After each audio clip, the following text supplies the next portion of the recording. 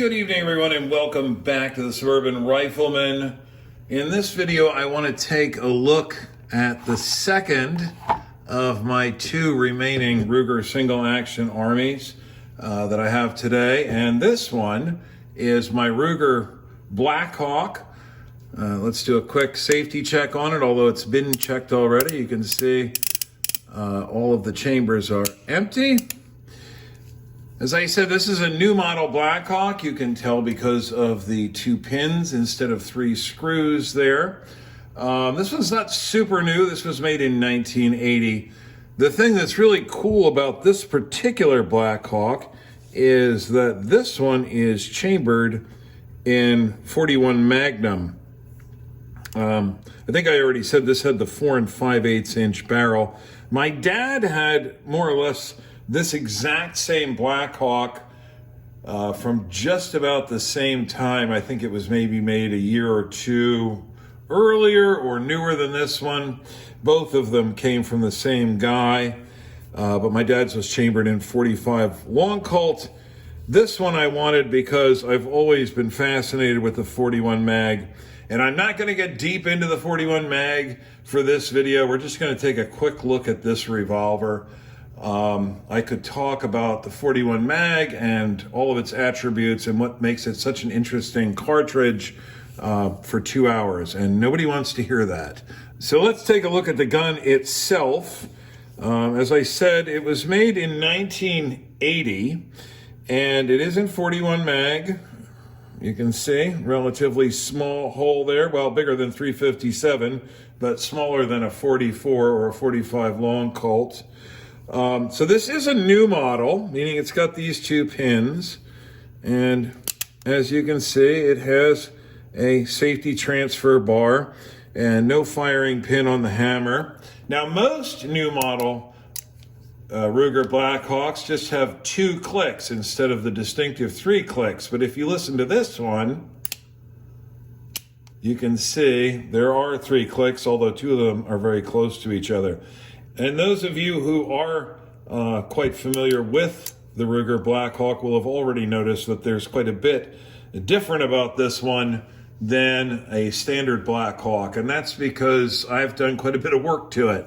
Now, as I said, my dad had a 45 Long Colt Blackhawk almost identical to this, and the parts that you see installed on here, which I'm going to talk about a little bit, were on his revolver. But when it came time for him to sell his revolver, he agreed to allow me to strip the parts off and refit them to my revolver.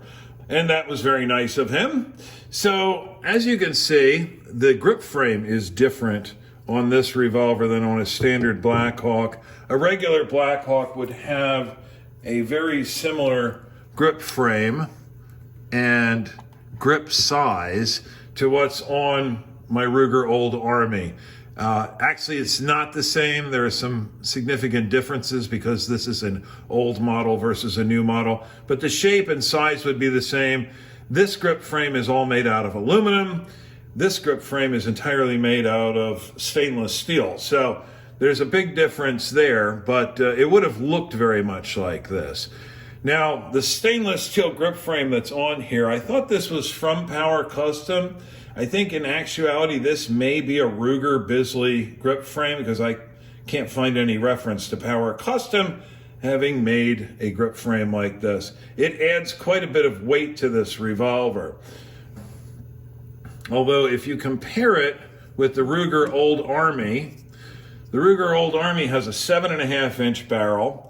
It's got this steel loading lever mechanism underneath it, and it's got a much more significant section of steel up here in the front of the frame than the Blackhawk does. So you would think this would weigh a lot more than this. But because this is an aluminum grip frame and this has a stainless steel grip frame, the difference in weight is almost non-existent. This is a bit heavier, but it's only about 0.2 of an ounce heavier than the Blackhawk. So we've already looked at that revolver though. So yeah, this may be a Ruger-made Bisley grip frame. It may be another maker. I'm not really sure. My dad doesn't seem to remember. But as you can see, the grip is much different. The 41 Magnum, as you will see when we take this out and shoot it, is a fairly powerful cartridge, and it's got fairly significant recoil. And this much more substantial Bisley grip frame and the added weight of the frame makes this much more manageable to shoot.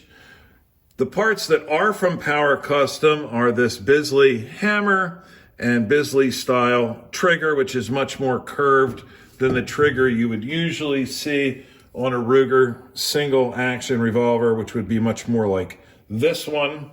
A little bit different with the new models, but very similar to the one on the Ruger Old Army. So you've got this lovely curved trigger. You get a much easier reach with your thumb to the Bisley hammer. And one thing that's really cool about these conversion parts from Power Custom is that they do give you a half cock, which you wouldn't normally have on a new model Blackhawk. On a standard new model Blackhawk, you simply open the loading gate and the cylinder is free to rotate.